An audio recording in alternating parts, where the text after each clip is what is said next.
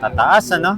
Nag-insulin? Hindi, ito tumaas, di ako nagkamag-insulin. Ito, kanina umaga.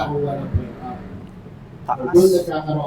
Pagkatapos kumain. Pero bababa siya bigla naman.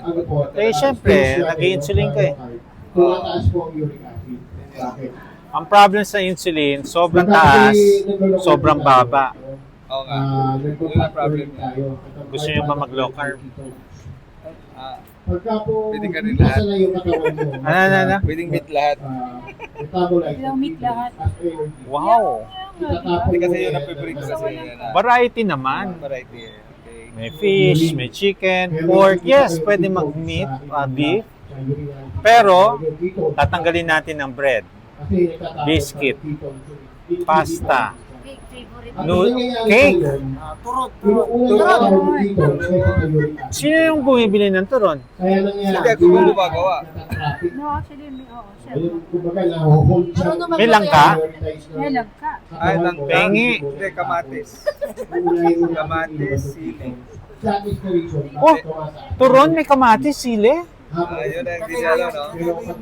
Kasi ano, Uy, patikin mo ako! Joke lang. Hindi kamatis kasi. Bali. Ito yun. Kaya hindi nag-i-improve ang sugar nyo. Kasi, ito yung mga favorite mong kainin. Yan yung sinasabi ko. Parang kulang yung kinain ko kung hindi ko matitikman to. Or Soft drinks, hindi naman masyado. hindi pa masyado ha. Talagang meron pa rin. Meron siya siguro sa isang buwan. Okay. Kakala mo mga two. Ang question yan. Ang question, gusto mo bang gumaling? Sige, okay naman. Anong okay? Parang, Parang hindi sure ah. Oh, yun yung problem. Ngayon, kung gusto nyo talagang mag-improve sa sugar, sa diabetes ninyo, kung gusto niyo matanggal ang insulin, kung gusto niyo mabawasan o matanggal ng mga gamot,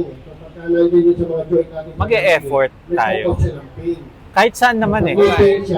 Gusto mong mag-cum laude, effort, study hard. Gusto mong mag number 1 sa sports, effort.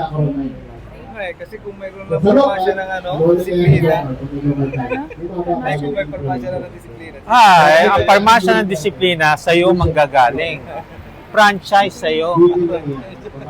Magpa-franchise sa'yo. Ikaw ang gagawa eh. So kung gusto mong, ilan ang insulin nyo? Isa lang. Ilang units? Pinakamataas yung